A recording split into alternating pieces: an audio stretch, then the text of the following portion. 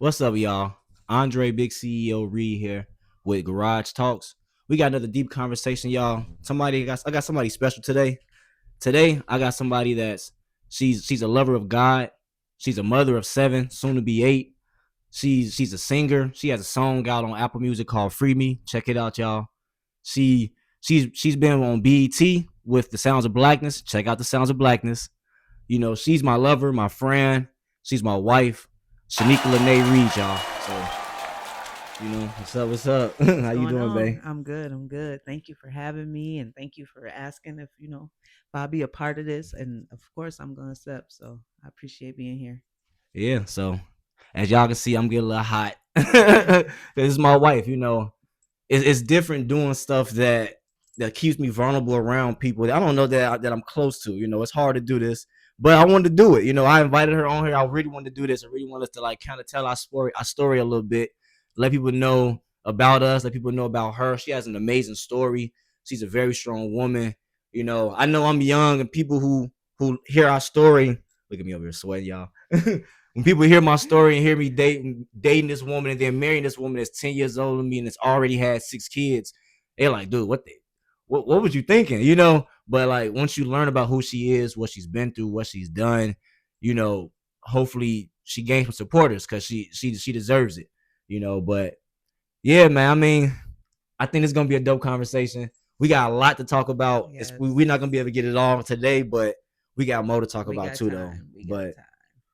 some things I want to talk about with you though, because like I said, I kind of said a lot. You've been on the Sounds of Blackness. You've been on BET. I don't know if people in Minnesota know how dope Minnesota really is. I'm not even from here, but me moving here, I still didn't really know until I met my wife and realized like how much dope stuff we got here and how beautiful our people and what we do here. And I didn't even know the Sounds of Blackness, y'all. I'm telling you, once y'all look it up and y'all hear the songs that they've played and been a part of, you're like, oh, I know them people, man. And it's like they from here, they from Minnesota, and she's been a part of them. Like I get to see this, like it's crazy. One thing I didn't say in the beginning here, I wish I would have. She's a comedian, y'all. She's been on at the House of Comedy, so that Mm-hmm. it's so much she got going on. Another thing I meant to say, she's a makeup artist, but not only a makeup artist, y'all, but she teaches others how to do makeup as well. You know what I Yes. mean? So she does a lot, y'all. Yes. But I want to talk about marriage. She's been married before, so I'm gonna get into kind of marriage before, lessons that you've learned through that. Some good, some bad times, some things you've learned to grow. And then how we met, how our blend is, ups and downs in that, and Yes. Yes. kind of just hopefully people learn from this, can laugh and can hear some joy. Absolutely. Absolutely. So, but first, I kind of want to ask, just kind of talk about yourself, where you from, kind of your upbringings, Okay. what you've been through, just up until your marriage, to your Okay. first marriage. Okay. So hey y'all. Like you said, Shanika Reed. So just a little bit of background about myself. I grew up, I was born and raised here in Minneapolis, Minnesota. My family comes from south side of Minnesota, so I mean of Minneapolis. So that's pretty much where my stumping grounds were. I started off with Head Start in Minneapolis, went on to, all of the schools I went to in South Minneapolis, and then from there, it's always been me and my mom, my siblings, my sister, my brother, always. So shit, growing up was definitely normal black kid growing up. The What about your parks, pops? You didn't grow up in the pops? my dad, he's always been in my life. Like he's never raised me. Him and my mom didn't have like the natural, relationship where it's like mom and dad were together. So I never actually experienced that. But my dad has always been in my life. He's a huge part of my life. He's always been he gonna ride by and make sure he see his baby at least, Yeah. whether it be once. So if he know I'm over at my grandma's house, he coming Yeah. by. So Which I feel like makes a difference because I'm one of those people too where I can say like my daddy been in my life, but no, my mom and daddy they tried off and on, but no, most of my mom and daddy went together. I didn't see that, but my yeah, daddy always was there. But I do know exactly. a lot of people who their daddy wasn't there and Yeah, all that, yeah. So it's That's not. like I'm not gonna ever say that that's my story. So yeah. I definitely had seen my dad often, every period of my life, from elementary, baby, elementary, all Mhm. the way up. Like my dad's always been there. So definitely love that about him. So, and then shit, yeah. So from there, I ended up getting pregnant around. I think I got pregnant at 17 with my first child. I didn't graduate high school. I wasn't a bad teenager, but I met somebody and I felt like I wanted to have a baby, and that just kind of became my focus. And that's kind of how that happened. But I did end up going back to school and getting my GED and everything like that. So that was something that something I felt like I needed to do for sure. Did you do that So still during your first child or? nope. So I actually didn't get my GED till I think I had three of my boys at that time. Okay. But it's always been like right there on my mind. Like I'm Yeah. gonna finish school just because I mean, jobs was like, we need proof of your high school diplomas, so it was like a Yeah. lot tougher back then to like get a good job. And a good job at that time when I was a young mom at like 19 and 20 and stuff, it was like making 10, 11, Yeah. $12, just something you could get like $400 a week because you could get a Yeah. crib off of that Back in proof. the day. Like That's if so you get funny. You so old $400 a over. week, yeah, like if you can get $400 a week, you can find you a crib because rent for like a 1 bedroom was like $695 and shit. So that was kind of my motive, but I'm like, I'm tired of not having the proof that I need.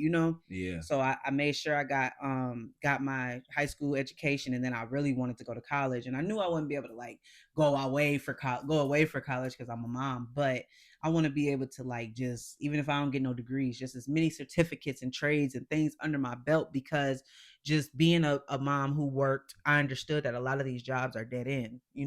So it's like I wanted to have a little bit more structure for my boys. Yeah. So So you really kind of was juggling having to go back to school because you say you wanted to go to college. Did you end up getting certificates? What did you end up doing something else after like getting your GED? yep. So once I found out that I passed my GD test on the first try, that for one, that shocked the hell out of me. I'm like, what?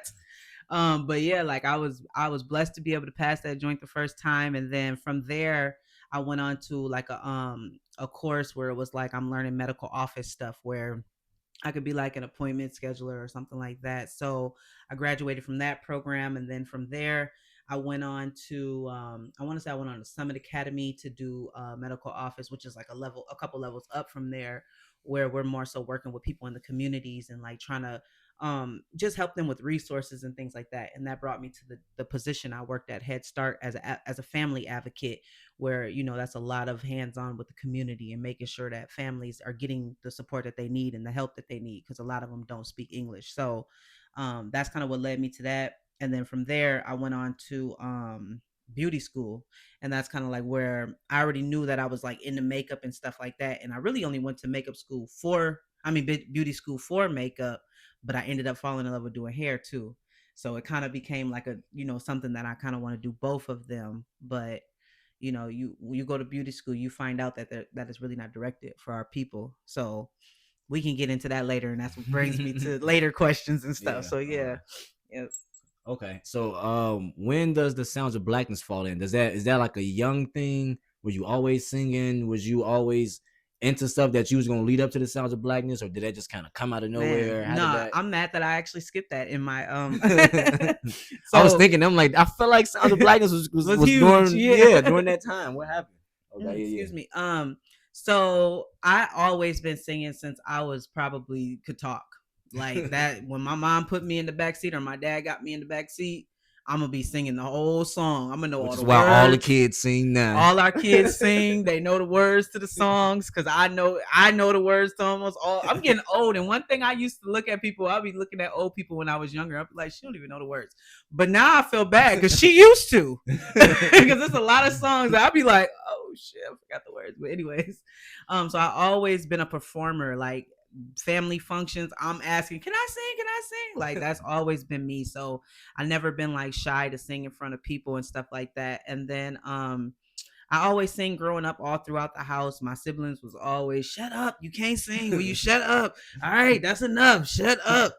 But it's something that with them doing that, it wouldn't stop me in the house, but it would kind of make me feel like I shouldn't be singing outside of the house. Yeah, So it kind of like will make me feel like I'm not good enough for other people, but I mm-hmm. can't help that I sing. So in the house, y'all gonna just have to hear this shit. Yeah, yeah, So that's kind of how that works. So I didn't make music be a part of my life. I just kind of was like, well, when I'm in the crib, I sing. And that's what I yeah, do. yeah, Then when I became a teenager though, and my sister started dating her first child, her first daughter's dad.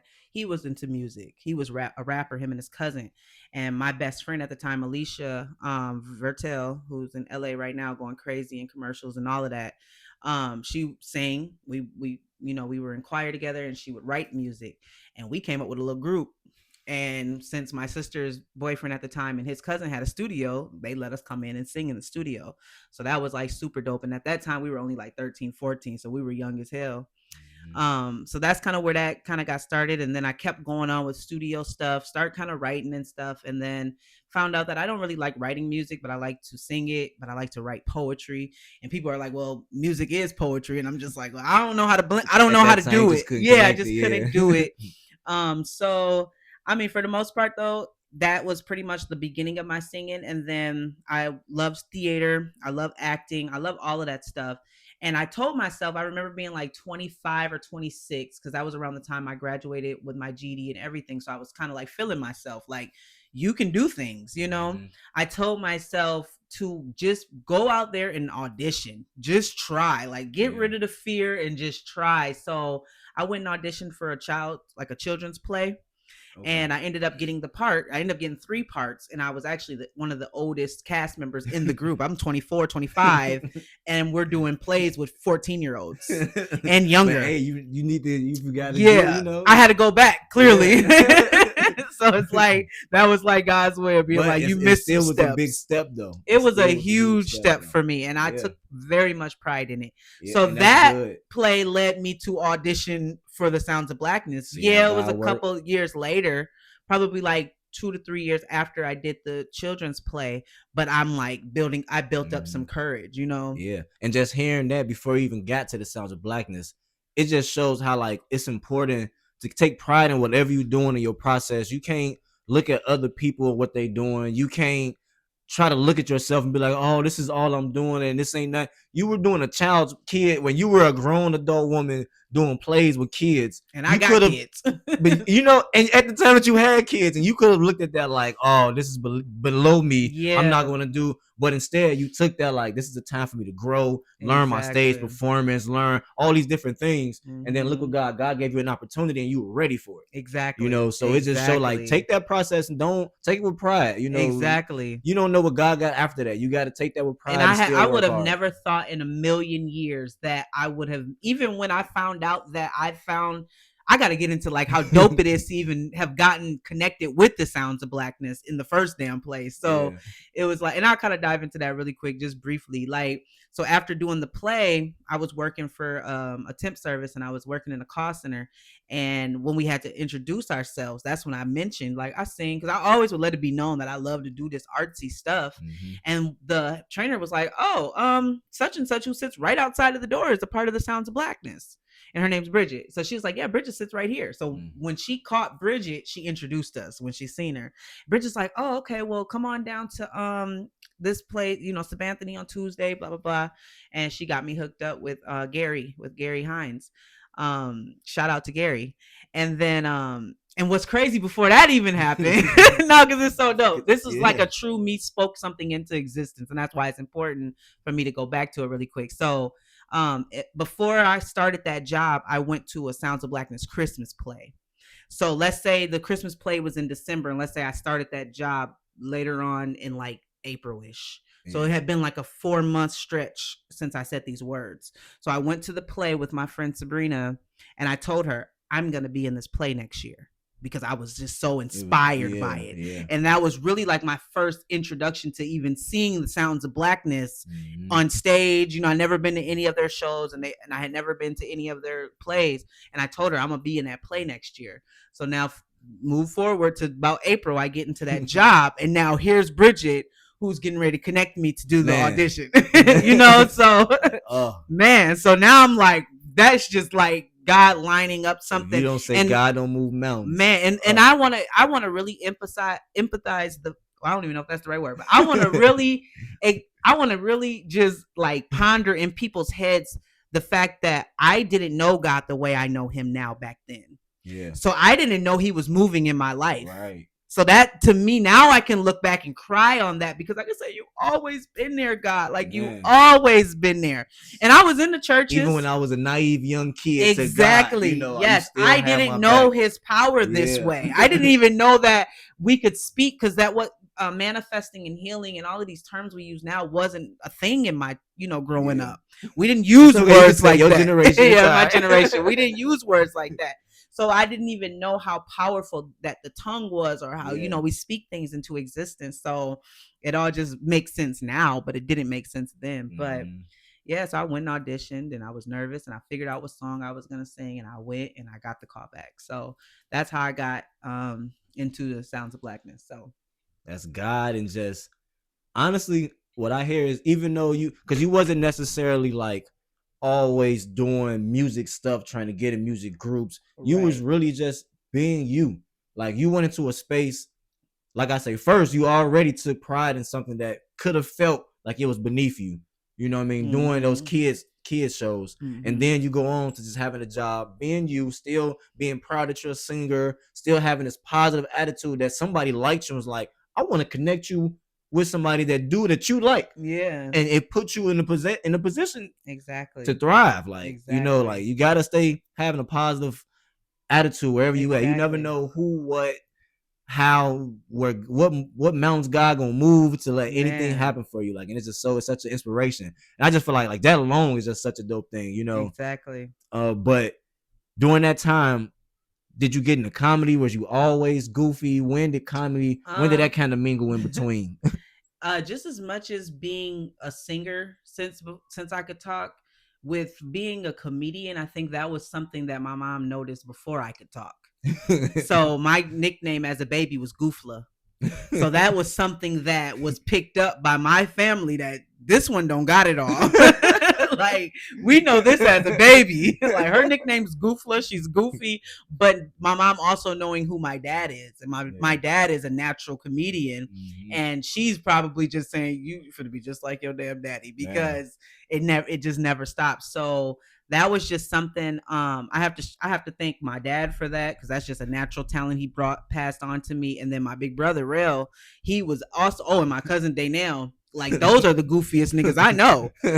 So it's like, and in our generation we didn't grow up with social media. our Yeah. our biggest entertainment was each other, was our family, You our had to be cousins. creative You at had to home. be creative. So if Yeah. we had the internet recording us at those times, we'd be fucking millionaires because we came up with all the most original goofy Yeah. ass shit that people are still doing to this day. So my uncle, I have to, my uncle Steve, he is he's the fucking ringleader, like because I was raised around him more than my dad, because of course, like Yeah. I said, my dad was kind of like a stop by nigga, Yeah. Yeah. but Yeah. my uncle was like everyday nigga, Yeah. so it's Because like he was your mom's that's brother. my mom's So. brother. So, and Hmm. he is just, I could sit and we'd just laugh all day. Like we would just, the characters, all of that. So that I connected with him so much on that level. But it's always been a part of me. Growing up in school, I've been class clowns. In the yearbook as class clowns. Actually being voted by the whole school, it was huge. Like to find out that you won that, that means that everybody in the school got a little taste of your Yeah. goofiness, Yeah. and that to me spoke volumes Yeah. because it's like, even though it ain't like you got the smartest or you got the most But you flyest brought the or most positive energy that you can bring, especially for our people, yes, like laughter. You know what I exactly, mean? Just because you're a class clown doesn't necessarily mean that you're slow or goof. Like you know how to bring that. When I think of you, I smile. The minute I just think exactly. of you, I know it's Because you gonna make already know, me. like she done definitely did some goofy You shit. finna make me. You finna make my energy be positive, no matter what Exactly, day I'm having. Like. exactly. So Yep, it always carried away with you. You know yep, what I mean? That's a dope thing to do. yep. Was all these things going on while you were married? Were you singles? I know you had your kids by now. Were you married yet, or where were you at? So I got married in 2014. I was So graduating high school. yeah. So I got married in 2014. And but we were already in a relationship a lot of years before we actually got married. I don't remember exactly how many, but I want to say like 7 or 8 years maybe dating, and then we got married. And I did the stage plays during my marriage. I was goofy at home during that marriage a lot, and I don't know how much he liked that about me so much because it's always growing up. I was gonna say that too. Like in school, I was always getting broken up with for being too Yeah. goofy. Like it's like I have no problem getting a man. It's a problem with Yeah. keeping him because I'm getting ready to do It's some like, this real motherfucker stupid. Yeah, because too then good, niggas get with me yeah. and be like, "Bitch, I was trying to fuck you. You want to play?" Like, you was not what I thought I was and getting. I was nowhere near the person that was getting ready to sleep with you because my sister already told me I hated pain. So my sister used to torture me, and she can vouch to this and say, "You better not do it then, because you're gonna bleed and you're gonna hurt and it's gonna hurt." And she would always tell me that. So I'm like, okay, yeah, I'm definitely not having sex. So my mind was on go mode. All we do is play with niggas. Me and my cousins, like we play on the phone with y'all. Like we just like to be like, yeah, my boyfriend, you know. So when I would just be doing the most, because I'm finna be a pranking your mama all night. Like I'm finna do the most goofiest shit ever. But yeah, you Them couldn't even niggas is keep breaking nobody. up with me on Monday morning. Period. Like bitch, you gotta go. Goofy. No, but for real, like, so that kind of always followed me. So I don't know how much. I want to say a lot of that annoyed the hell out of my ex-husband. Yeah. It would be him just coming in, and I got on his clothes and I'm rapping on the computer. Like as soon as cell phones did come out with the cameras and people were on YouTube and stuff, I jumped on it because that's right up my alley. Yeah. A lot of people, man, people got famous off it. But it didn't do anything because there was no support. Yeah, yeah. It wasn't like we didn't know that people could get rich off of this shit and forever be like, nigga, Soldier Boy made us know that you could do that. But before that even was a thing for real, you know, it was kind of like we're just recording ourselves. Yeah. We're not expecting anything to come from it, so I'm not gonna take it as serious as I would a job. True. You know, and then with no support, and there can't be no support where nobody knows that something's even possible. Yeah. you know. So I feel like that definitely was annoying for him to know that every time we get company, I'm finna pop out in his clothes and be freestyling, changing characters on niggas. Everybody else is booed up, looking cute, and here my ass is entertaining every damn body. So I think that was kind of. So you had a lot of growing up to do. Definitely always been very immature. Like. I don't know what happened when I met you, but you wasn't there when I met you. We'll get there. We would definitely get there. But so that was kind of like my role in that. But I was married through it all. And I mean, one thing I can't not do is be me. Yeah. So I have to be myself regardless, or else you're not even gonna get I don't know who you're gonna end up with if you can't allow me to be who I am. Yeah.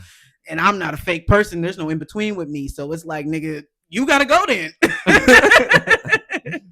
I hear you. Like, I mean, not intentionally or straightforward, but that's how life is going to flow things. Yeah. You know, if I'm not able to comfortably be me, then I'm gonna shut you out. And me shutting you out, eventually, you ain't gonna. Either I'm gonna let you go, or you're gonna let me go, because you ain't. One of us, the vibe ain't gonna work no more. Exactly. And it's not my fault though. You wasn't allowing me to be me. So exactly. You know, so that's turned me into somebody that I'm not, and that made you really not fuck with me, and now we can't be nothing. Exactly. You know, so which sucks that people allow us to do that. When honestly, I hear a lot of advice, which sucks. It sounds like it's brutal advice, but it's the truth. You know, you jumping somewhere, if it ain't for you, if you don't like it, if somebody giving that flag, get out of there. Fuck all that. Man. I'ma just be no. If you can't be you, you shouldn't be there. Exactly. You know, like, no, for real.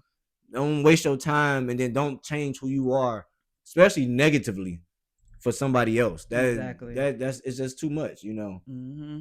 But I guess my question right now will be, what's some lessons? Because obviously the marriage didn't work, and I don't want to necessarily get too much into that. But let's just say, what's some lessons you took from your last marriage? I realized in my first marriage that I didn't know how to be a wife. I didn't put the blame on myself. I more so just took it on the fact that it's, you know, people in our community. It was never a model for me to even demonstrate or to go off of. Nobody in my family. Well, my auntie was married, but their dynamic wasn't really healthy. Yeah. So I didn't really have much to mimic. So I learned that I didn't know how to be a wife. I learned that what else did I learn? Because you would have asked me this question 5 years ago, and I probably would have had a long list. Yeah. But now that I'm much wiser and more mature, I can't really say much because it had to happen. Yeah. Like, So I But don't have a yeah. lot of like the main thing was just knowing that I don't want to ever be that person again to my husband. I think the most important thing I took out of that experience was the fact that I'm not who I was in that marriage in real life. And to make sure that I just don't carry though any of those traits and bring into what I really want, because I really want a marriage, Mm-hmm. and I really want a marriage to succeed. So I need to make sure that whatever happened in that motherfucker doesn't happen over here. Yeah, yeah, I So hear you. Yeah, that's pretty much the best way for me to put it. Because anything else, I was just young and unaware. right. Yeah. How So. about how can somebody who has been through a marriage and been through a divorce and either is lost now or looking to find someone or with someone and thinking they want to take that far, how what are some advice you can give them as far as maybe healing or just anything, because about your past before you move on? Or is that, I don't know, I just feel like growing up you kind of hear, somebody finally get married. Or for me, I'm not gonna like how I didn't really hear people get married. So it's like you really took that step Mm-hmm. and then it went away, you know, Yeah. and then you were vulnerable to not just go off and get married again, because you hear about people who get married again, they end up getting married 3, 4, 5, 6 times. Right. But like you did something different for you first and Right. then decided to get married. So what's some Absolutely. advice that you would give someone, not even just a woman, man or woman, Who that can might be take lost. and that might be lost out here, or might not even know that they're lost, Right, right. Go back to figure out who you were before you got married. And figure out what your intentions were. Who were you intending to be in that marriage? Accept that person.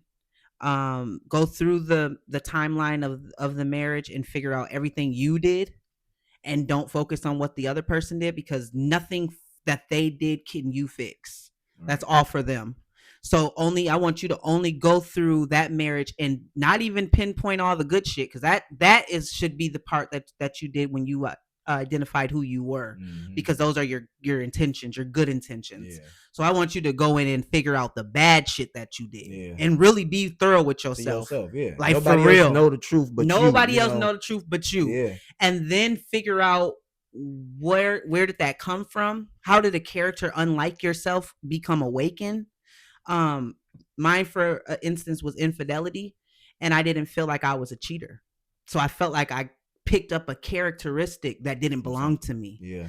So I had to go through the nastiest parts of me being unfaithful, Mm-hmm. cry about it, hurt about it, and try to understand how that made him feel. So Mm-hmm. now I'm also going to cry for you because I fucked up, because I Yeah. hurt you. Yeah. And that was me. That's my way of saying I'm taking ownership over the pain that I caused you. And I'm forgiving myself for that, because Mm-hmm. we have to forgive ourselves Yeah. in order to even learn how to forgive other people. And then I figured out that I'm not even a cheater for real, but Yeah. something brought that out of me. Yeah. What is it that brings it out of me? So I know for my future husband to either get this nigga a heads up. We have real Yeah. conversations like that, so that I can identify what type of what is it that can bring that out of me.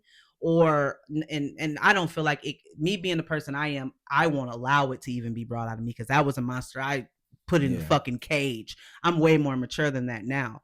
But just to even, it's important to know though. Mm-hmm. It's important to fucking know for real. So I feel like I just really went through the characteristics of me that I didn't like, and I got rid of them and I put them away. And I just told myself, I forgave myself for it, and I accepted that it wasn't me. It Yeah. was, I blamed it on the whatever that was What? that brought that out of me, because Yeah. that was, I didn't go into the marriage with that intention to Yeah. be that person. So I give them that advice, and then I would also say, go through the healing process and let it go. Accept that Mm-hmm. it's over and let it go, and allow new things to come into your life.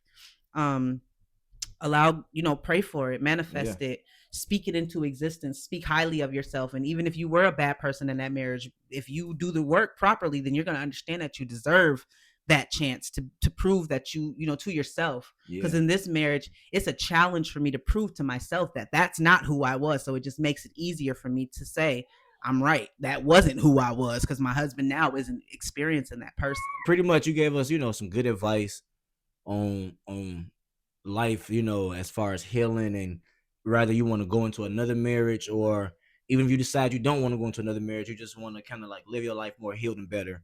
You gave us a lot of info about growing up over South, all the different avenues you grew up in. Tell me about how we met in our blended family. Let's talk about what we met during our All time. right. That's when life got crazy. I'm just playing. And just so you know, during this time for me, my timeline, and that's what makes our life crazy. Like, I'm not gonna lie. During this time, I want to say I don't want to give too much about my life, but I had already had a lot of spiritual stuff happen to me. I had just graduated college. Um, from graduating college, I was living in Arizona for a while. Then I moved back to Minnesota because I found out that the child that I was raising, that I thought was mine for 4 years, I found out that he wasn't my son. So I had a lot of deep depression stuff going on. I was coming to a lot of realizations about traumatic stuff with my family. So I was lost. Before I met you, I was kind of just dating anybody. I was just kind of whoever liked me. I didn't care no more. I was just lost. I didn't even know what I wanted to do with life. I had found boxing a couple years before that, but because of me finding out that I didn't have that son no more, I kind of fell away from boxing. So right before I met you, I was really rebuilding myself of the man that I wanted to be. I was tired of being there. I had to remember, like, man, I pushed through a lot. God had me through a lot. So I had started back getting into the boxing gym. I started training people. I started using my degree, got me a better job, just kind of keep myself motivated. Then COVID hit. So when COVID hit, I was I was still in this way of like, man, I feel good about myself. So I still had this swag of like, I'm gonna keep pushing. And so that's kind of when we kind of started Yep. Yeah, to which is important. We gotta know both sides. So and I'll just give a little background of where I was that year. We met in 2020, so I'm just gonna give a brief recap of my year of 2020. My year of 2020 was probably the most depressed that I've been in a long time. I was starting to feel like I feel like it was 5 years since I had been divorced, and during those 5 years, I was just kind of dating people, um, but not really. I didn't even know what I wanted. I couldn't say like I want to marry. I didn't want to marry them people. I just live, just doing dumb shit, just living Mhm. numbly.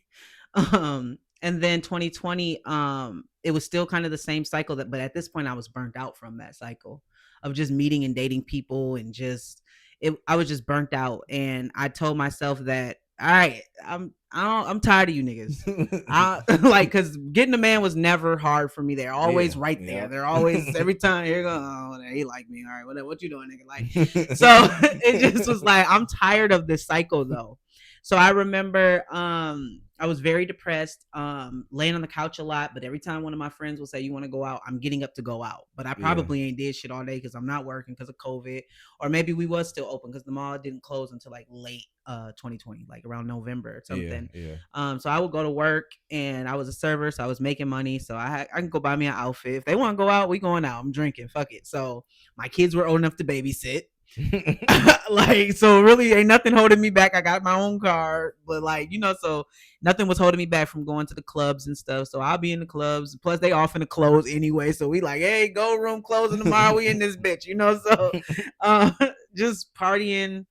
It was stupid, but when I was at home I would be laying around depressed on the couch, and then I finally said enough is enough when it came to dating these people who God really started to show up in my life because he started to make people make me uncomfortable. It would get to the point where it could be somebody I'm talking to and I get anxiety every time they're around, or I'm getting stomach aches, or I just feel nauseous, or it would just be like every time they'll call, just be I don't want to. And I'm being very vocal about that. Like I don't want to do none of this shit. I want to be at home. So I told myself enough is enough. I'm done with this cycle. I went into my bathroom and I started to seriously figure out what it is that I'm looking for in a man.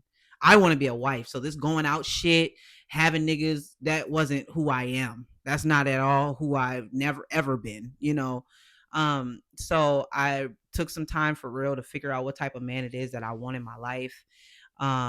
And then I just kind of kept everybody in a very friend zoned time space where it's like I'll talk to you on the phone for entertainment, but I'm not gonna be kicking it with you like that. Yeah. That part of me is like you're not gonna get my energy. you know.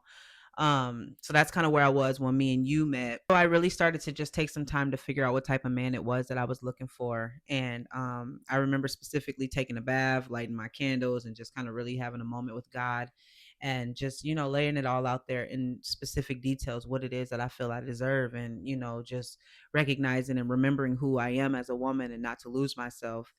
And you know, just you know, giving myself some affirmations and just some positivity towards the fact that, you know, I deserve to have what it is that I want. And then that's when scrolling on Facebook, though, we, if nobody knows, we met on Facebook. And I slid into his DMs after supposed to be not hollering at niggas anymore. But I hadn't did it in a while, and I felt like I ain't did this in a while. Like, I ain't slid nobody's DMs in a while. But so I had been doing good. But and I honestly didn't, I don't think I really had the intentions of actually hitting on you. I was just letting you know that. I mean, I know it's still like a thirst trap type deal, but I just, he said he was going to get his hair cut. He showed the before and after, and I gave him a compliment. It looked good. So I gave him a compliment, and then he responded. And we were talking on Facebook that day, and that's when we both, I told him how old I was, and he told me how old he was, and we realized right away that you know, we were 10 years apart. We felt like it was a coincidence. He mentioned first that his mom and dad were 10 years apart, and then I said, well, so are mine. So we're clearly products of a 10-year relationship. Part of our family. I don't Literally. know. So My daddy's 10 years younger than my mama. And now I'm 10 years. Now my son, daddy's 10 years younger than his mama. yes, yep. And my mom is 10 years younger than my dad. My dad's 10 years older. So that's when we both kind of, that didn't bother us because we came from it. So it was like, oh, okay, we're products of that. That's how that go for us. Yeah. Guess, you know? So that was like the first big coincidence in our connection that we found out first day. I told him I had a lot of kids right away. You know, I got 6 kids. Yeah, I got about 13. I was like, all right, well, you got some food? Shit, I know right. you got some I know food. you go. She got an EBT and card. I just knew I was gonna go there and get some food, and I ain't even getting the house. I was like, you know what? I like this bitch. She ain't even gonna let me in the crib right away. Okay, definitely not getting in my crib because I do not lead with like wanting to be. That was the thing too. Like when I'm dating dudes, I don't lead with like a sexual attraction. It's more of a physical attraction where it's like I like the way you look or you dress or you smell or something like that. It takes a while for me to actually become sexually attracted to somebody, and I think that kind of throws people off a lot. By that time, bitch, I'm about to cut you off. So yeah, and I think during that time it worked for me because, like, I'm a very observant person. I can read people and I can tell a lot about people, and so I was like, all right, well, I'm gonna just check her out. And so to me, that was that. All those was like, you know how there's red flags. To me, them was, I guess, green flags. Yeah. Like, I know she's 10 years old than me. She got 6 kids. All right, from pull up and just see how this work out. I'll pull up and you come up in the car. It's like, all right, well, you ain't gonna let me in the crib. You know, and over time, I noticed that, all right, we here and we really just chopping it up. I like this about you, though. You not thirsty to let me come in there, because for me, too, not trying to bring it too much in, but, like, I'm not going to say I'm the most handsomest person growing up. I grew up chunky. I grew up a fat kid. But I grew up having light brown eyes. I grew up having long hair. I always had a charm about me. So I knew, like, I could get my way anywhere I want all the time. Like, I know if I want to get in that house, I'm gonna get in that house. Like, but it was like, okay, she really, like, you know, being an adult about how she's meeting me, and I'm not even like these other dudes who, if they can get in these people's house, I know I get in. But you really trying to take it so bad. I like that you really are doing this. I'm not slow. You got 6 kids, girl. You ain't perfect. So what's up? And it was like from the beginning though, we was just keeping it real. You know, about everything, about our past, about how we both trying to heal, about how we want to work. And it was like, I like this. I like that I don't got to deal with somebody who's broke, because we all broke. I don't care what nobody said. We all broken. Right. We've all been through traumas. But at least we sitting here and wearing it and gonna let it be known we trying to work through it. A lot of these people like to act like they not broken, they not hurt, and you hurting the person you with even more because you hiding your trauma. Like, no, we're traumatized people, and I want to work on mine though. Do you want to work on yours? You want to work on yours too, best, so we can work together. Then. And so it really was like that from the beginning. Yeah. And then right off the bat, I ain't gonna lie, it was COVID. Man, them flights was like $20. And then for me personally, I grew up just like anybody. You will learn my people, like my people was so Chicago from my block. We don't go nowhere. The farthest they ever been is Minnesota. So the minute I took the risk myself and fly to Texas by myself to go to college, it opened my eyes to the world. And I'm like, I'm traveling the world. And then I always dated girls I shouldn't have dated. So it's always them girls that want so much from you. And I knew, like, I don't know if I'm too old for them mentally, but I don't like these girls always want my money. Yeah. I mean, can somebody go half? Not even go half, but can somebody bring some too? Not just think I'm Yeah. finna fly you out. So I wasn't big on that. And so it was COVID, and I ain't gonna say I was in my bag, but for me to be, I just graduated in college, I having a good job, and then all this transition, my money was good, and it was like, I'm finna go to Cali. And he was like, well, I'll fly out there. Oh, I ain't gotta fly you? No, I'll get a rental. Bet, well, I'll get the hotel. What you mean? So it just became a like, this is dope. We really being adults. I'm new to being an adult. I'm only Right. like 23, 24. No, you were 24. 24. I was young. I'm new to being an adult. But so I'm like, this is dope as hell that I get to do this. And it didn't feel rushed. I didn't feel like, I gotta touch her thigh. She want me to like, cause like I said, it's funny because at that time I didn't know, but yeah, you were key in your heart too. So you sitting there like, I want to play, and I'm like, cause you want to fuck, cause I was one of them people growing up. Like I say, I had the charm, but like I always tell you, I was one of them people. Girls be like, man, this nigga fuck Andre, cause yeah, I'm a hey girl, I'm confident and all that. And then you get to my crib and I give me your number, I hug you, give me a kiss, get your booty, bye bye. I don't want to do nothing else. Yeah. That was just me too. So for the fact that both of us for so long we wasn't trying to pressure sexuality or like sex or like anything other than just really getting to know each other, Yeah. and so it just kind of connect, it kind of worked. And then me being young, and I know this is crazy because look, we 10 years apart, and your oldest son, me and him is 8 years apart. Yeah. So imagine the stuff that like the dynamic of that. But like you can tell when people are raised well, and it's like Yeah. the kids are raised well. I know it got to be a weird situation for them, but I feel like I came into this situation as an adult and not like, yeah, y'all, I'm finna push y'all around. Like, I know Yeah. the jokes be there, but no, like I never treated them like that. It was always just about bonding, you know what I mean? Yeah. And I just felt like it just worked perfect. Mhm. Can't say my family necessarily, well, I don't know. My family's the ones that's a part of my life support it. Yeah. And the ones who don't, I don't know what they support. Right. They don't really support anything. Right. So I don't know. Right. But talk about from your perspective, what was your mindset, dating before we even got to marriage? Because honestly, we wasn't planning on getting married. Mm-mm. And I didn't get on my knee and propose either. Not to say like I didn't want to marry you, but like right. we just didn't do nothing traditional. From the No. wedding to Nothing was traditional. Nothing was traditional Nothing really had our it's like God was like, I don't give a fuck what you niggas at want to do. This is what actually, I want. Let's talk about this. We started dating, we got serious, and like I say, y'all, I was going through so much.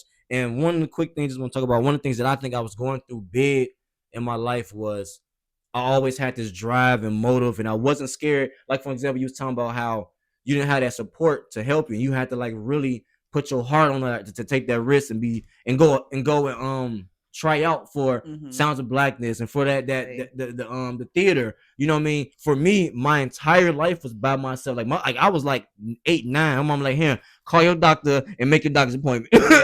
Here go your card. Call your doctor at 9 years old and make your appointment. And then here go the bus tokens. You going to the doctor. And so for me, I was never scared to do nothing by myself. Yeah. But I always had so many people that was like, hey, can you do this for me? Hey, can you do that for me? Hey, and so I would stop myself from growing to help somebody else and help somebody else. And so I was at that point where it's like, I'm tired of it. And it just sucked that I met you at that moment. And we was deep in. I was like, and God, like I said, I had just found out I ain't had a son no more. I stopped boxing and I started building myself up. And then I meet this woman and I'm like, all right, Dre, this woman 10 years older than you. She got 6 kids. Don't let this girl stop you from what you want to do now. Exactly. You didn't build so much. So I say, fuck it. This is what I'm going to do. I'm going to Dallas for a whole month by myself. And if you gonna do it, and I'm like, she ain't gonna be with me now. Let's see. And if she don't, I'm not gonna change myself because I've done that too much and I never follow my dreams. And I came up to it. I was like, now what? I was being a kid, and now what? And she was like, I support that. I was like, you support that? You with me? And you was with me. We got memories for that. Like we got memories from the drive. I drove him down there. Like I was like, yeah, nigga, I'll drop you off. But that showed a lot to me, and it's like people don't understand when people look at our relationship and the dynamic. And, oh, she's 10 years older, and she got 6 kids. Oh, you got this little young nigga that graduated college. It's like y'all don't know what we done been through by ourselves with just me, you, and God. Literally, like we done been through a lot to show and prove. God has told us, look, I am here with this relationship. And if God here can't nothing stop nothing, like Nothing it's tight. We talk about it all the time. Ain't shit we can do. We together. It's we tight. together. Like God's God already, we done already went God's through sitting right everything here already. So on God. it's all bad. Like he is here with us, you know. I definitely want to speak to that because everything you were doing was part of the manifestation that I was saying I wanted in a man, which was firmness, someone who loved themselves, someone who, so even though it was your first time, Yeah. we didn't know this. Yeah, you know. But that's why I had to sit through it. Yeah. It didn't mean that I was comfortable with it. Yeah, exactly. But I already knew what type of training I was going to have to take myself through to be able to handle having the type of man I asked for. Yeah. So I'm the only one who knows what I asked for in that bathroom. So when I'm seeing you have the traits, this is why day 2, I'm like, you're the nigga. You're the one I asked for, because wait, you ain't no pushover. You're firm. You're who you are. You have light brown eyes. That's something. Like, I don't play about my looks. It came with it too, you know. Honestly, too, like a year before we even met, I used to be in them cards, those tarot cards, and I used to watch a lot of tarot readers on YouTube, and they would always say that, and I'm still mad at myself for this, but they would always tell me that the person for me is different.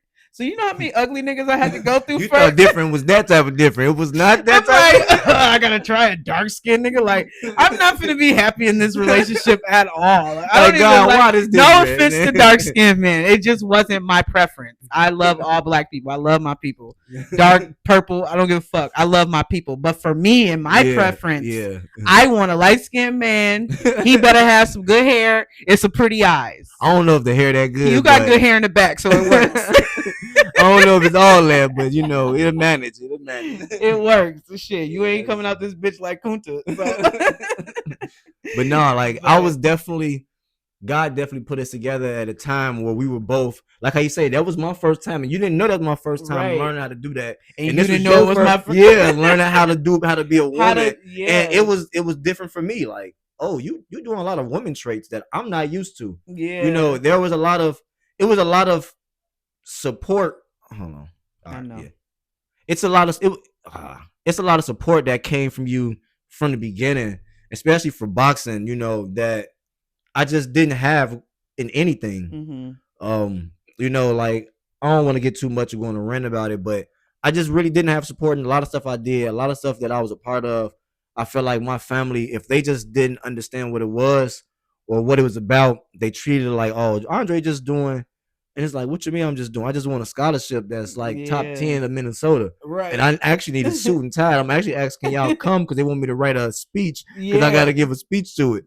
Oh, he just give it like I actually just I'm finna fly to Texas. This is my first time and I want to,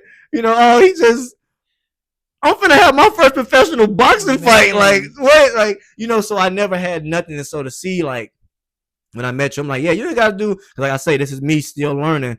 I'm not finna force nobody because I got to be on me. And it's like you were there from the jump for everything. And then for me personally, God spoke to me at the boxing gym. Like I already talked about a couple times, and y'all gonna hear it over and over. At Sir Boxing, Coach CJ, I call him Unc. Coach TJ, my fault, I call him Unc. He really put God into me. And at first I wasn't listening to him like we all, like he was just always trying to throw little bits at me about the Bible every time we're in the gym. And one day he sent me this video, and me and my wife we wasn't married together at that time, but we were deep. We went through a lot. Yeah. But he told me to watch this video. And like I say, my wife is always on my side. She's always there to listen and learn with me. We're from the beginning, it was like we were testing each other and seeing does this work. And one of the biggest things, we both were willing to learn together, doing everything. Whether it be makeup, I don't know shit about makeup. I'm gonna learn enough that I can support you, and vice versa. And so, he sent me this video. We were literally sitting there together, and together, God came to us together. Literally. It wasn't like God came to me. And I hear this a lot, and there's nothing wrong with that. That's a blessing too. But I hear a lot of people that's like, God came to me, and it took a while for my other spouse to catch on when I had to, bits up. But for us, we was together, like literally looking at each other like this. We was like, did it connect with you? It connect with me, and it was like that bro connect with me. And since then, And of course we did the whole like everybody else. We're not gonna act like we're human. We did the whole we high, and then the we low, and then we had to like all right, we got to balance ourselves and find who we are with God and our spirituality. But Yeah. of course, at first I know everybody saw us with the dashikis on and I know. like that's Everybody was like, "Is your husband Muslim?" And I'm like, "Nah, but God man. came to us. God came So to us whatever the fuck we supposed to be doing, we finna do something. We trying it out. And everybody on my side of the family, like, what this woman that she got? No, everybody on your side, like, this boy got. Like, no, God is talking to us together. Like I didn't try to influence him. I ain't trying to influence you. Like, go look at my pictures from 2 weeks ago. I had a lace front on. Like, we just found this out together, and we just trying to figure out how to manage it and how to figure it out together. So, yeah, people got to see our ups and downs of it. And that's life. So what? Like I just said, man, be thankful, be proud for your process. I'm glad that we get to laugh at that. Exactly. Because at least we was doing that and not out here causing drama. At least we get to laugh about the love you was giving. Like, all right, God, we was doing too much. We was giving too, but we settled it down, but it's like, hey. We was being very obedient. We was definitely learning how to listen to God. And we did what he said. And we both looked at each other and was like, oh, look like we got to get married. Man.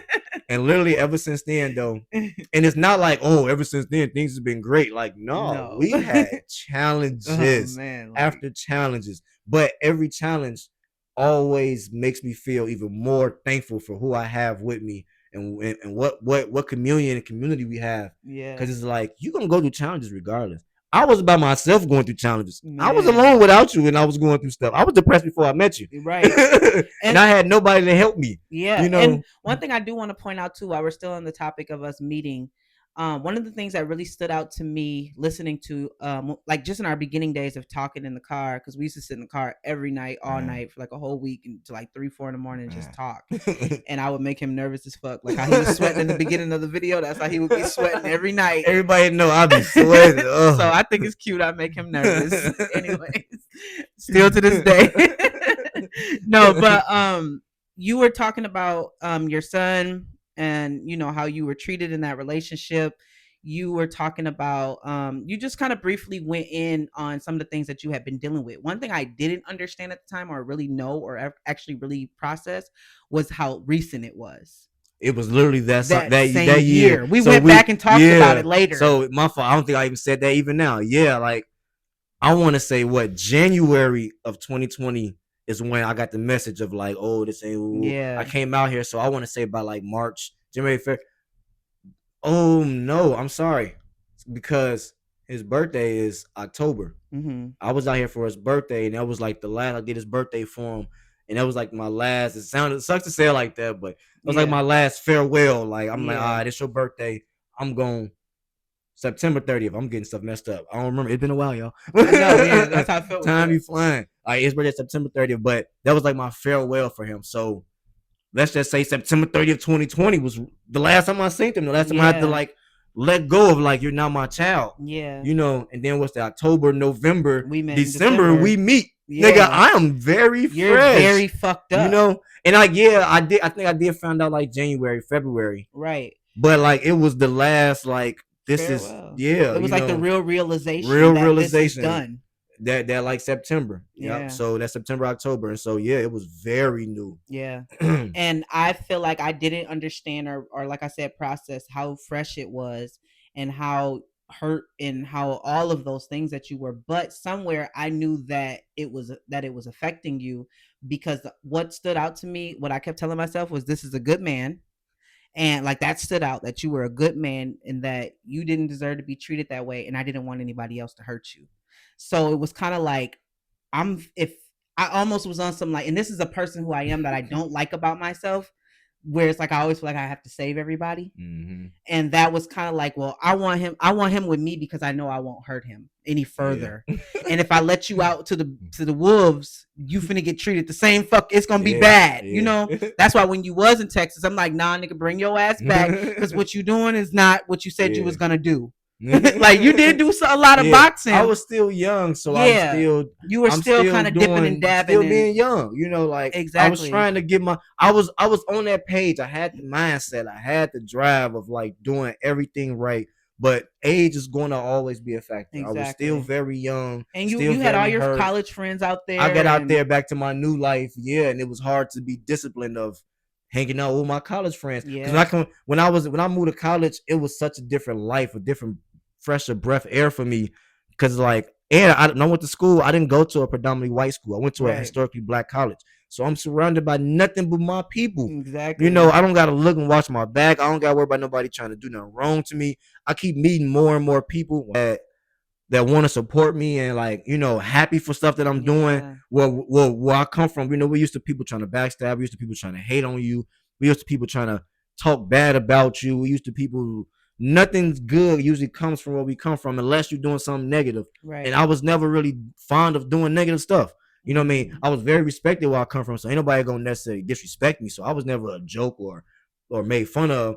But to come from somewhere where it's just I didn't have that love, and I went to college and I got all that. Mm-hmm. You know what I mean? And then after college, I moved back home and get bad news and Yeah. depressed So at it the just feel space. like It's home is just just where home just was just the where horrible was downfall. at. And Yeah. the minute I went back to Texas, I was like, I've been waiting on this, and I just Exactly. couldn't say discipline. I just Right. not that Right. I was doing anything wrong, but I wasn't doing what I was supposed to go out there to do 100%. Right. And I'm young. I was 24. I And was to just tie God back into it, it was that was a new challenge for me.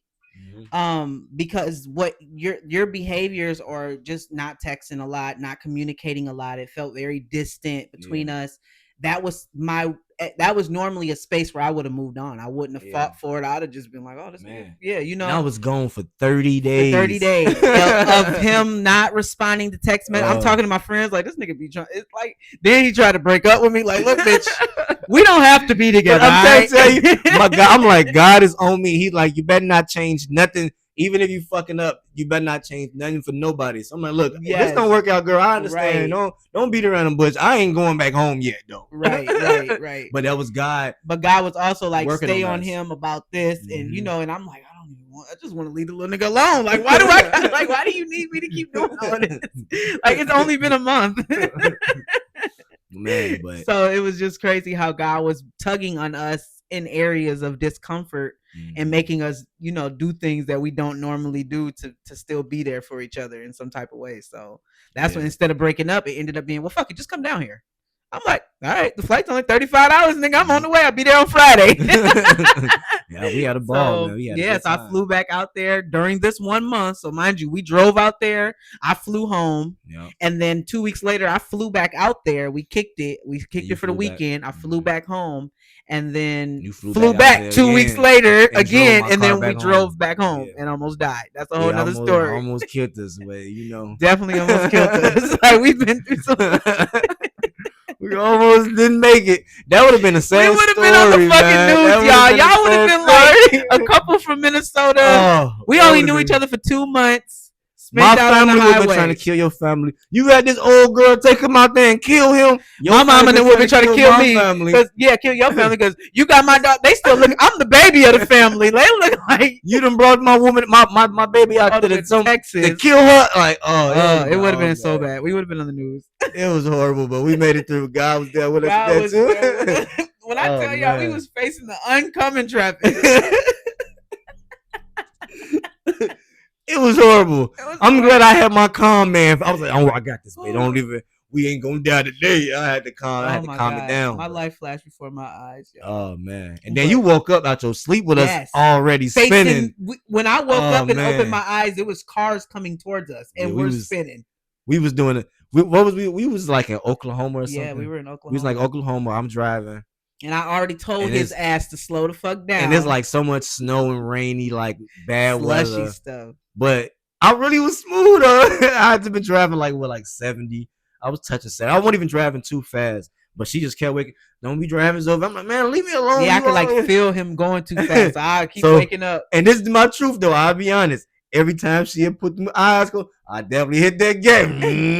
Just a little faster. We finna get home, girl. I don't know what you talking about. Shit, I got She wake babies at up, slow home. down, girl, calm down. So we drive. I'm driving, and this car in front. And I promised the dude was asleep. He was asleep. I'm gonna tell you how I know. So the car, you don't even see the car at all. It's pitch black. The car right there, out of nowhere. is right here in front of me. And I can't slow down. I can't nothing. He ain't got no brakes. He just slow. So I try to get around. Now we spinning. Oh my She god. wake up. We on this bridge. We spinning like 2-3 times. It's late at night. We spin. We see cars. We see the bridge. I'm like, Man. oh, and we end up right back straight, like, And just gliding. gliding. So now we just gliding real slow. Then that slow ass car drive past us, slow as fuck. Yes. And he ain't even paying attention still. I'm telling you, he was knocked out. He just He going definitely just so wasn't paying slow. attention. The police happen to be coming from the other side. Yeah. We see the police cut their lights They on. They come- come around. They like, are y'all Y'all good? Yeah, Yeah, we good. We straight. Shit, We like, all right, well, be careful. Be Be safe. safe. We like, all right, that whole ride, I drove like 60. Man, I'm like, and I ain't go back to sleep. But we ain't talk. We ain't say nothing We till ain't we say got nothing till we home. got home. Later on that night when we got to the pool, We got to the pool crib. hall. Remember, because we went to the man, pool yeah, hall. we went to the pool hall. I Then had we a drink. laughed. I'm like, babe, we almost died. Then That was our first time saying any words to each other. oh man, we almost died. Huh? I ain't gonna lie, we almost died. We laughed about it. We definitely needed we, a we drink. cried about that. We Man. cried laughing. We knew at that moment too, like, yeah, we supposed to be together. We already got too many dumb memories. It's Already, only been 2 months. we got too much shit already. We done too much in 2 months. Man. But just hearing about a lot of the good stuff that we've been through, understanding that we gonna always have a lot of challenges too. I think I'm gonna try to put you on a I'm gonna make it tough right now. What's a challenge being married to somebody 10 years younger than you? I don't know because you don't act 10 years younger than me. So it ain't like you out here in the streets and I gotta be like, girl, he won't stop cheating on me. Like, girl, he wouldn't let this bitch retwist his Always at the dreads. club, Like, man. yeah, like he done pop bottles. Like, so it's like, since you don't act 10 years younger than me, I can't give you well, sometimes you be acting like you 10 years older than me. I guess you could say that. Like, it just be little moments, but stuff that I can Regular look past. stuff. Yeah, Yeah. regular stuff. I think just you in general, the most challenging thing for me is to deal with your masculinity. Yeah. Because it's something that a lot of women, especially, like, I don't know if nobody probably really understands or knows that I come from a family of women. One who was like a drug lord, like like a drug pen. Like, Yeah. my grandma, her house was the trap house, the house I grew up in. Mhm. She didn't make it look like it. You would have never fucking knew. Well, everybody knew, but yeah. but growing up, you didn't know. growing up, we had no idea that Yeah. our house is where drugs are being distributed. So we grew up very independent women, very spoiled, very fuck nigga-ish. Yeah. My grandma did not do men. Yeah. We don't have a lot in our family, so therefore she really just was like, fuck niggas. Like, Yeah. and that kind of just how we were raised. So masculinity is not something, it's foreign to me. And that's why, but I know that it works for me. And that's why in my manifestation of what type of man I need, I know I need that because I need I know what I need. I knew who I was. And I comparing, not to compare, but going a little bit back into the first marriage, I knew when I evaluated everything, I knew what I wasn't getting and what I know I needed to tame my little ass. Yeah. So that's why it came up in my manifestation. So the most challenge for me with you is your firmness. But it's also a turn on for me too. So even when it's like, this who the fuck is this nigga talking to? I don't talk back to you. I don't yell at you. I don't call you out of your name. I don't disrespect you. If I am frustrated, you might see it on my face or hear it in a sigh or natural shit. But I never backlash or question it. I never be like, well, how the fuck you just decide that it's going? Like, I don't do that. And even when we do have our it's like very mature.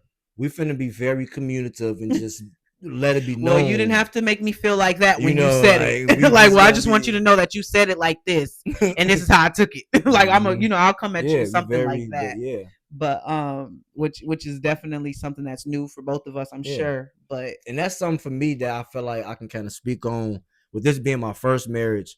But I say I ain't gonna say I didn't ever want to be married.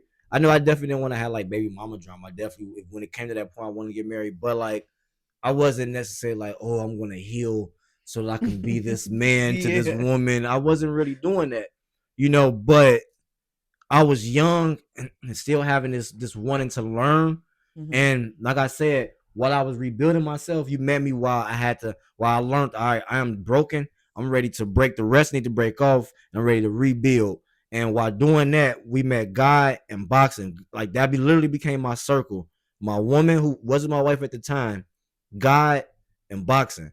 And so with that, bro, Unc, who was kind of like my angel, and he brought a lot of knowledge to me about marriage. He really brought a lot about like, cause I'm not gonna say I was gonna be a person who's gonna be yelling at you and being crazy, but I'm impatient, which we all can say, and all even the Yeah. kid, everybody know I've been working on patience, but so much more because like learning from Unc of like whole you don't go back and forth or argue with your woman, and even if she is this and that, you learn how to talk to her, you learn how to lead, and you learn how to let it be known, be firm, and don't say stuff in a way that it can be an argument. Yeah. You know what I mean? You let stuff know what's going on, but at the same time, you treat her with the respect that if you speak up, that means it's something worth speaking up. So I'm gonna listen. You know what I Right. mean? I understand my position as being the head of the house, but at the same time, I'm not gonna abuse that position. I'm Right. not gonna be like, it's what I say is how I do. Like, no, I'm the head of the house because I've been trusted with that role. Mm-hmm. Like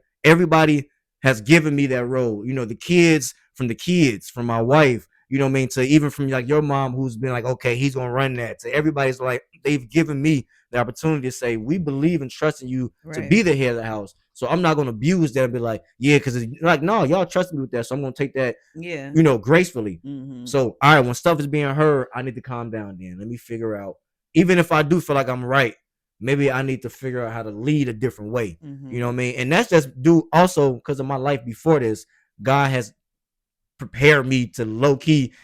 God prepared me to be a stepdaddy. Like he Yeah. prepared me for this life. Not a lot of people can take this life. Yeah. But he prepared me for this.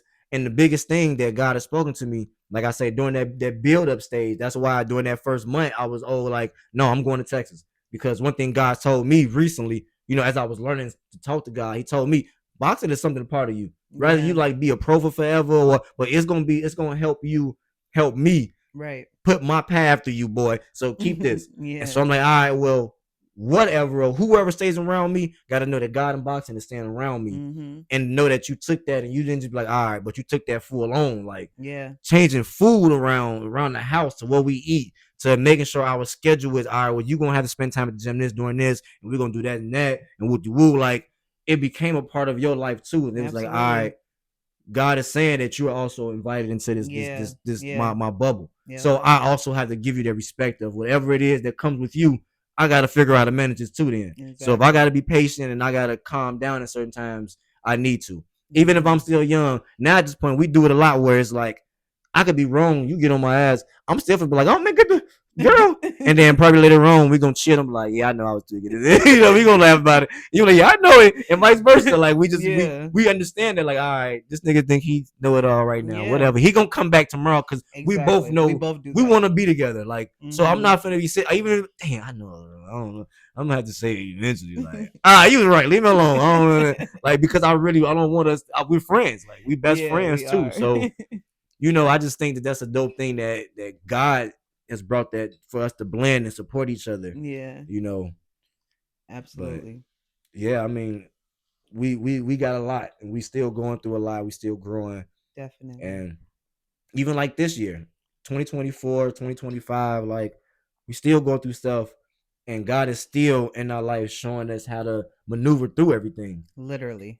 So it's like I Man, never look at anything or anybody else or what they say. Like I love everything we got going on. same. Like it could be we could be going through the worst shit, but at the Hmm. end of the day, and I think that's really important too in marriage is that um the fact I think the fact that God has showed up so much in our life, it just makes us be like we're both challenging people.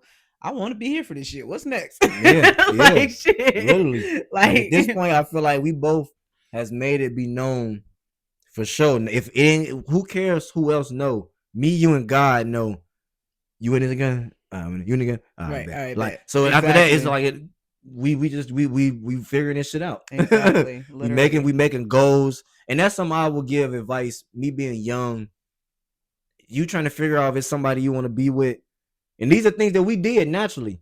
We went out and we talked a lot. Yeah. Whether we had goals or not, we poured into each other. Hey, do you got goals? Hey, what do you?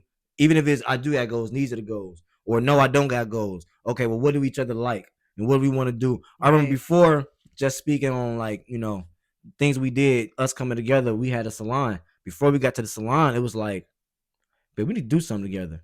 And then it was like, just one thing that I feel like God always put me in being the leader. Like, all right, now I'm gonna put this in your head every time. So every time I see the building, babe, if we were able to own that, what you put in there? And we Right. used to have all type of random. We ain't never had nothing Yeah. we could think of. And then over time, like you started to envision stuff. Like Yeah. I want a makeup salon and woo woo. And Yeah. then literally me just chilling, I see a building that say for rent. I'm like, I'm gonna call them. I don't know why, but my Yeah. instinct said it.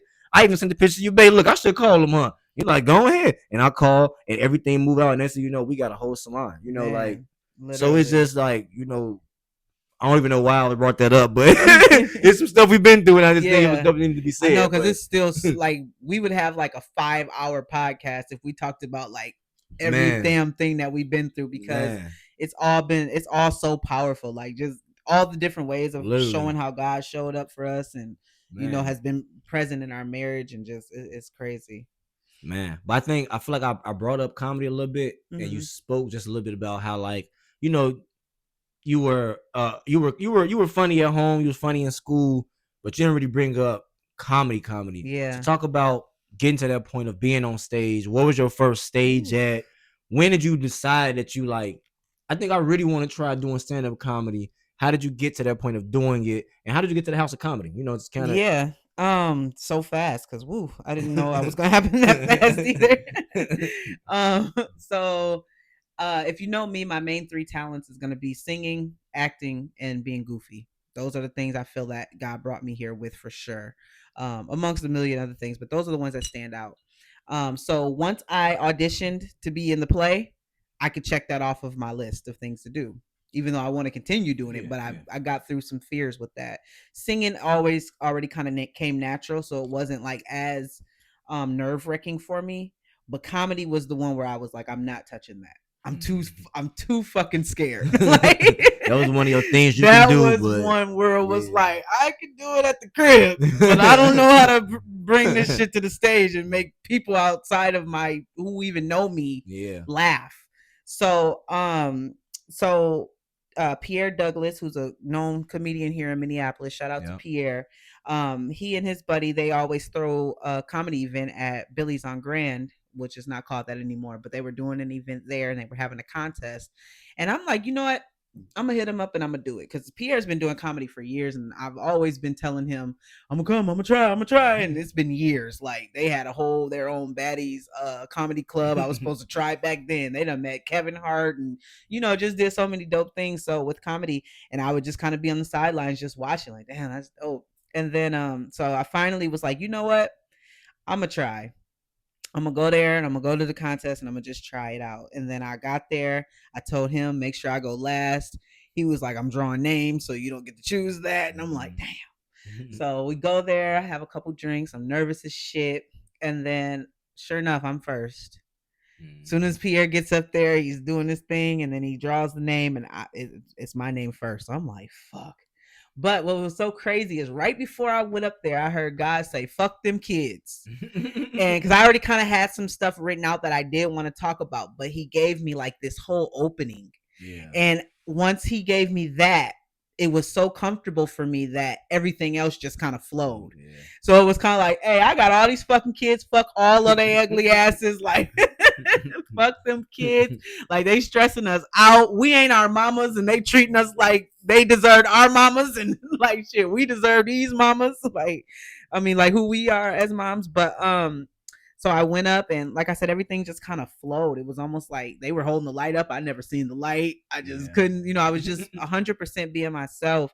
And I ended up winning that contest. And then that just kind of brought buzz into the ears of the other comedians around here who are always throwing out events. And, they were hearing that, oh, I heard that or they're seeing it on Facebook that I won that contest and stuff. So now they're hitting me up for other little local comedy shows and stuff, because there's so many of them. So Yeah.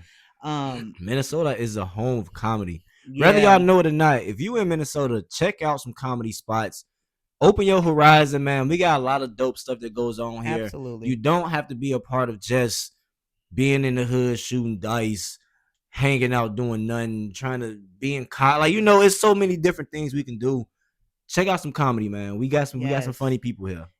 Definitely hilarious people up here, and I got high hopes for everybody here that's in the comedy world. Like, hopefully we can all connect. Like, that's a Mm-hmm. big dream of mine. So, so then from there, I ended up getting linked up with Bianca, who's hilarious as fuck. I look up to Bianca. She Once I kind of seen her perform, I kind of knew like I she's making me feel like I could do this.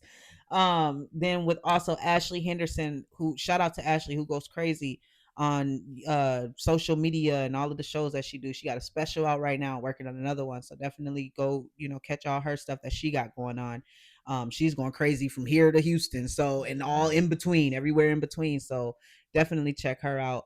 So she actually was hosting a ladies' night at Comedy House of Comedy, and she reached out to me and asked me if I would, be interested in being one of the ladies with her and Bianca. And I was like, absolutely. So I had already manifested to get on the House of Comedy stage, and I actually performed there twice because I ended up getting a part of a different contest, and then I did the one with Ashley. So I manifested that I would make it there one day, and God was like, "Well, that day is sooner than later." Yeah. So I had the opportunity. I didn't do my best. My best set was my first set, and then from there it became a mental thing, Yeah. which I hate. It became a mental block for me. But I'm still building. I'm still working every day. I'm still Yeah. building it up. I started to learn how to be back goofy at home, learn how to like be myself at home, go on Snapchat and be silly and do my Mm-hmm. filters. And, I'm just really, I feel like life had been so serious for a while for me, that now I'm just kind of like starting to remember who I am as a goofy person and just put in the position to be able to relax enough to be silly, because Yeah. I feel like now I don't have to take life so serious, Yeah. so just holding on to, not I'm really just focusing on not allowing life to make me lose that part of me, because it's a huge part of me. So Yeah. once I can figure all of that out, I know I'm gonna go crazy. I'm gonna find my avenue. I'm gonna find my tribe, Yeah. and You I'm gonna gotta you continue gotta to learn the go. art too. Make Yeah, sure you learn the art now, and not exactly. just Yep. being goofy, because that's the greatest part, who you are. Yeah, Now is it's time to really learn the real of what it takes to do stand up now. exactly. Yeah. Exactly. But I Which love is a that. great journey and a challenge. It is, and I love that I was able to come over that fear, because that, like I said, that was when I wasn't gonna touch. Yeah. You And that's know. the biggest part. Same thing with boxing. Like, a lot of people make it pretty far in boxing, and it's like they don't. I don't want to down talk nobody and say it, but it's like they don't necessarily be the best person that could have made it. Hmm. But a lot of people don't make it nowhere because of that fear of just doing it. Yeah. Like how you say you Facts. went up there and you did that And won. and won, but whether you won, lost, or draw, a lot of people don't make it to the stage. Facts. A lot of people don't make it that far. They're Facts. not gonna make it to the stage. For me, I'll be hearing, yeah, boxing. Ooh, I see everybody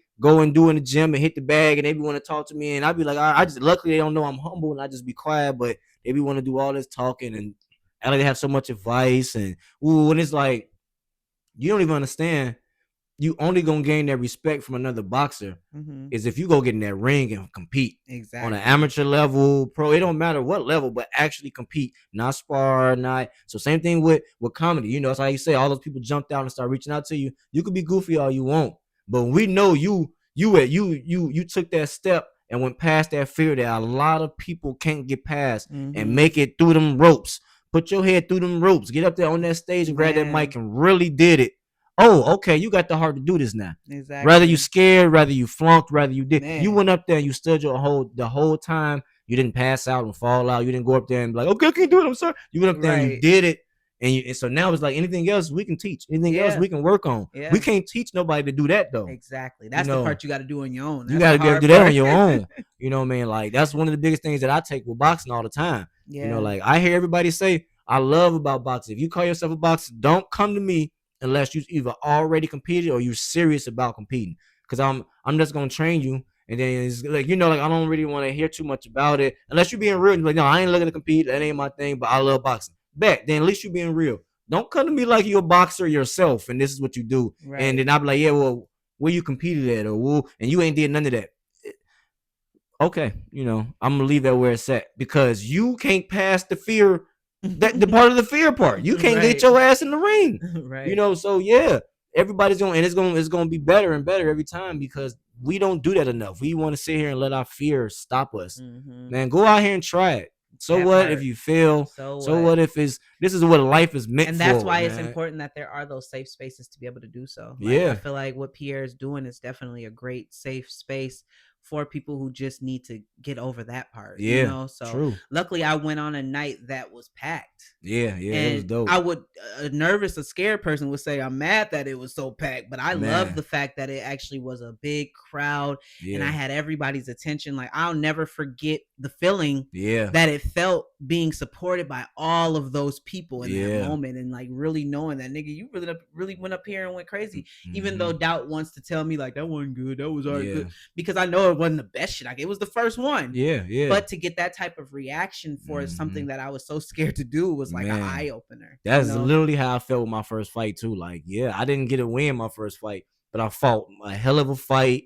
Everybody say it was like the fight of the night, and Absolutely, like it I got up was. there and did that. You Hell know, like yeah. I get to watch it all the time. I like this is something that was a dream Yes. that was a fear, and now it's reality. Like it Yeah. was a dream, it was a fear, and now Right. it's reality. Like Man, that is a great accomplishment. I You know what I swear. mean?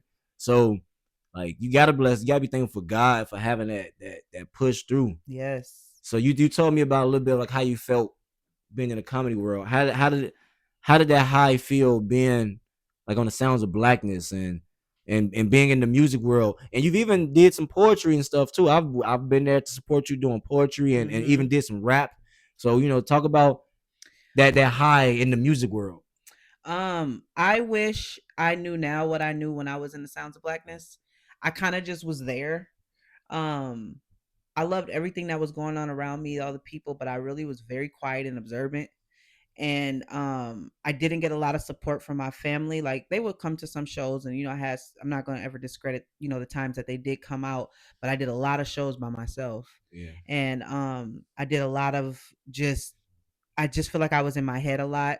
I didn't, and I knew it was like to me, I allowed it to be. For me, it was a big deal, but I feel like when it's not a big deal to everyone else around you, then you kind of put it under a blanket too. Mm-hmm.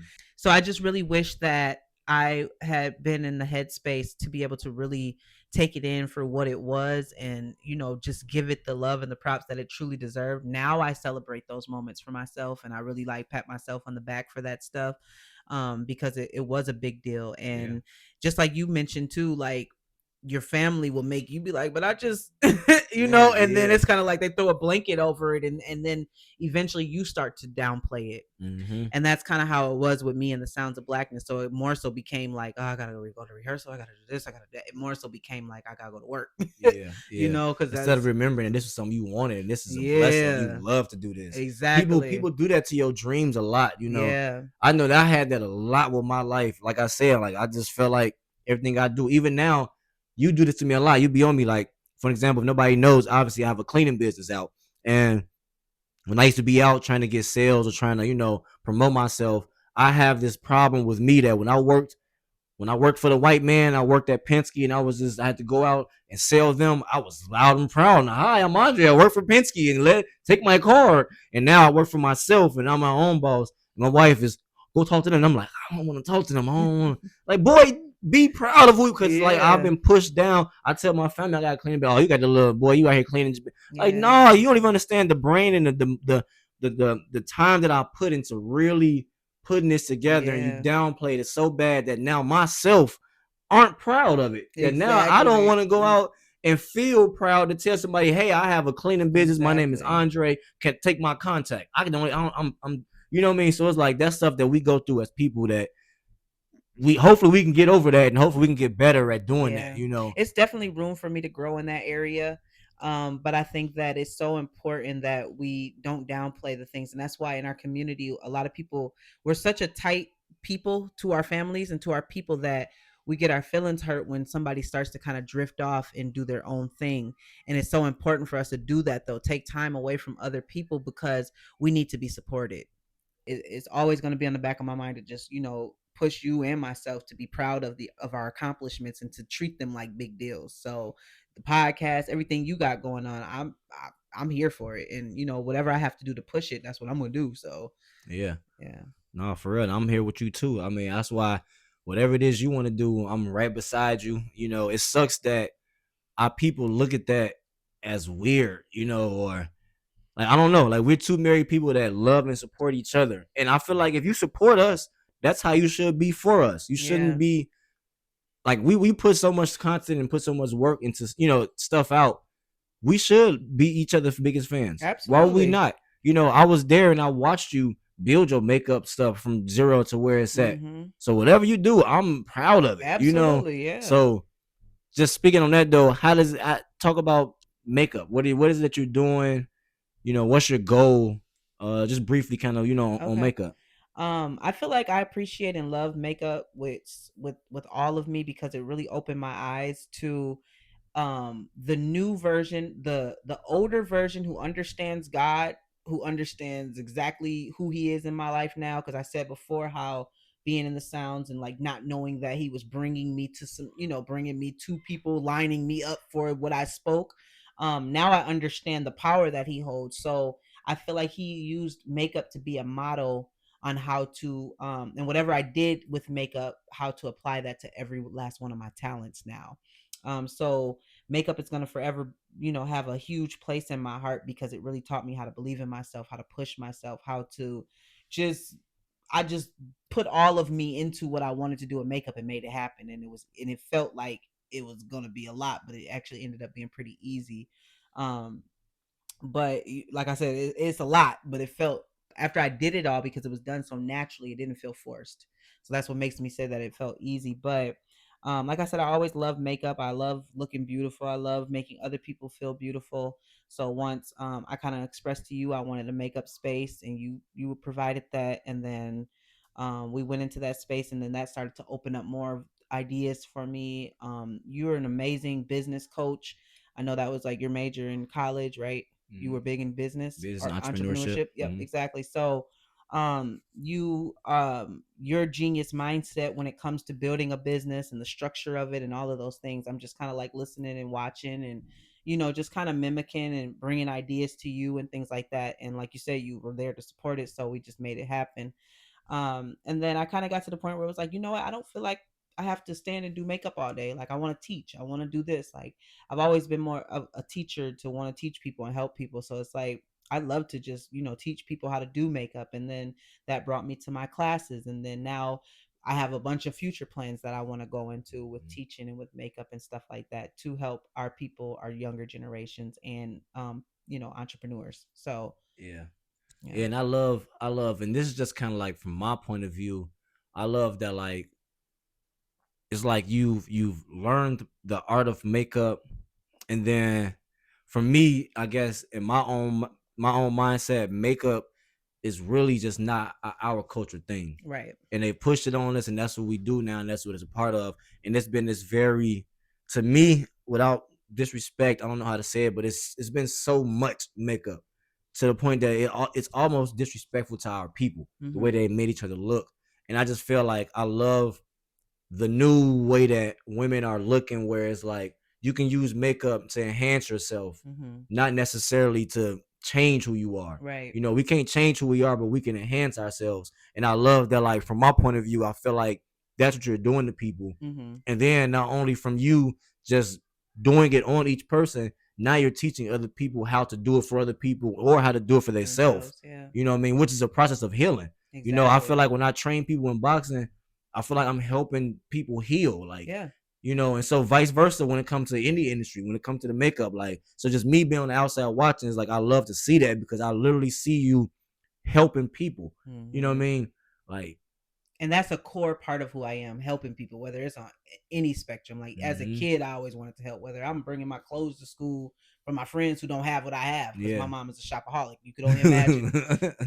Mom, she can have this damn shirt. Like I'm 8, but I'm like, girl, I'm giving all this shit hmm away. No, yeah, But that's super dope. I guess I feel like one of the things I'm gonna talk about a little bit, just me being a professional boxer. I know that's new. That's new for me. I don't have nobody in my family that box, fight. I didn't have nobody that took any sports to that next level. I mean, of course, I've heard of people in my family that played basketball, but not nobody that was like, oh yeah, they really played yeah. D1 basketball, really went somewhere or anything on that level. And I feel like I'm the first one. I'm the lone wolf, and now you're my wife.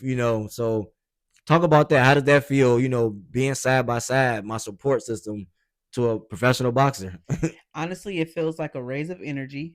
Like when you're in camp, when you have a fight coming up, it feels like my energy levels have to just be like, well, this is what we finna do.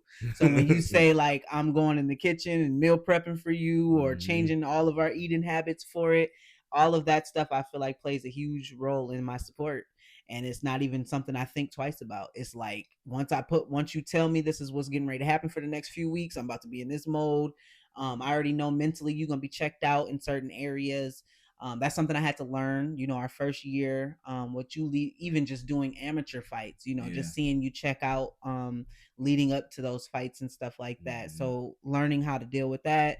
Um, Also, just like I said, it's not even like now, it's not even a thought like, Yeah. oh, this is what we're doing. We're fighting in December Yeah. or whenever the month is. Yeah. We fighting in June. So that means people be coming now. Dre got a fight coming up. So we about to get ready to go to the Yeah. gym. We finna do this. We finna do that. And also I felt like it was important for me to try to understand boxing. So not only am I just at your fights now, I'm watching fights at home. I know Mhm. some boxers now. Like I can Yeah. honestly have conversation with you and I Yeah. can be like, nigga, that nigga Canelo, such and such and such, and such. Like I could do that, Yeah. and not feel like I sound. My terminology might not be Yeah. Yeah. 100% with it, but we can have a debate about things. Yeah. We can talk about boxing a little Yeah. bit. Yeah. I've been right before. Yeah. I knew when that nigga came out, he looked like he was on. What's his name? He's my was it the Um, Terrence Crawford fight? so I Yeah, knew yeah, I that remember that fight when fight. Terrence came out. I was like, oh shit, because at first I'm like, I don't know who the fuck gonna win, but when I seen Terrence come out, I wouldn't play with him. He got God all over him. He got a Mhm. level of confidence on him that only Man, God can bring.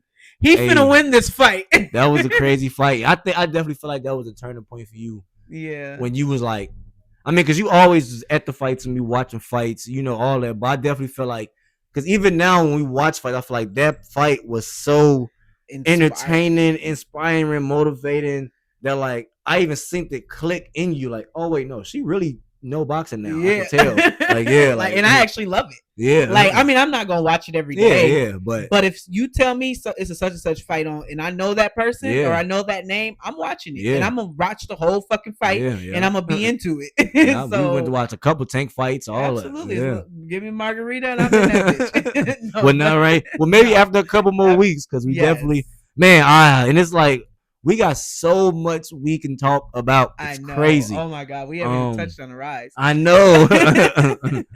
We got a lot. I'm gonna talk. I'm gonna throw it out here now. Just so y'all can know, we got our own podcast coming up soon. Yes, Just I'm not gonna say too much about it, what it's called or what it's about, but just know you will be able to see us together, more. bonding and hopefully giving out more of our life experiences, more about us, um, who we are, hopefully some wisdom. Man, just like ask us questions. Let us know what y'all want to know about us. Let us know how Yes, y'all feel. But I guess the last thing I want to just speak on, we both now together have kids. My first child, Andre Reed, the third, and my second son now, who will be here literally in like 2 weeks. man. Arise, knowledge, Reed. So this is my two blessings. I already have six other blessings, but these are my two blessings with the family, man. I'm blessed. How do you feel? Maybe give some knowledge or wisdom, being I wouldn't say old, but a more on the older side, having your eighth child now. First I want to say I feel so blessed and so honored to be the mother of your children. Like, I don't even know if we really got to go into like what it feels like with me being, with you. I didn't really get to say like what it feels like having you as a husband and a pro boxer and all of the things that you are. I feel absolutely blessed to be on your side, to be you didn't get hurt no more. Like, to be able to stand on that. I know he's safe with me, and just putting aside whatever it was that I normally would have went along with, just being able to put that aside to really stick to what the whole, stick to the blueprint, which was that I don't want you to hurt no more. You don't Mhm. deserve. You are a good man. You probably made mistakes in your life. You Yeah. probably, but the foundation of who you are is the perfect person for me. So I'm blessed to be the mother of your children, even though I know I got a lot, and I've always been understanding to the fact that we have differences in our ages and the amount of kids. So I never pressured you into nothing. No, I didn't pressure. When we had our marriage conversations, I was very firm on the fact that this isn't me. Yeah. But we both knew that it was God too. So you couldn't be like, even if our families felt like, if your family felt like I'm pressuring you or this old lady trying to make we both knew what God did to us in that car. So when we watched the video, so it's like I don't feel like you trying to, like, you ever tried to blame it on me or no shit like that, because we both knew what the fuck it was. But I feel very blessed to be the mother of your children. I hope that we can bring more into the world. Like, I know you don't be wanting no girls and shit, but I'm like, fuck that. Put your legacy on. Like, like if God's, like I told you from the jump, because you like, I want kids. And I'm like, nigga, I'm trying to tell you, like, I'm cool on having kids, but if God say my body can handle it, I'm here for it. And I've always said that. So it's like, if he say we got space and the my body capacity can handle it, like, I'll give you more. So that I feel blessed in that area. um Bringing in my eighth child, I feel accomplished, I feel beautiful, I feel flexible, I feel healthy, I feel just I feel blessed to be able to do what God asks us to do, which is to be fruitful and to, I feel like each of my kids are blessings. I might not like the situations that they came from or, any of that. I feel like all of them are very beautiful, talented people. They're fun, they're funny. None of us are perfect. But I feel like they have a reason to be here. So for that, I'm grateful for every, how they got here, all of that. But what we're walking into is something so much more powerful. I'm excited to be the mother of all eight of them, and have you on my side helping me out with the six that aren't yours, and then the two that are, and then the rest to come, so that we can just continue to build up this legacy and teach these kids how to be themselves and how to chase their dreams and not put this fear of you got to do this and you got to do this, and following all the ropes that we felt like we had to follow. It's kind of like we just kind of get to wipe out a lot of shit from take a lot of shit from up under them and just put them right where they need to be. So I'm actually really excited to move forward in that and see what else God has for us. So Yeah. No, true. I mean, I feel the same. I'm not big on putting all my heart out right now. oh So, no, you're good, you're good. but just wrapping it up, I definitely am grateful. I pray to God every day, like I always say to my wife when we have these conversations, and just want to put it out there. When you find when God put things and people in your life that truly matters to you, your decisions become different.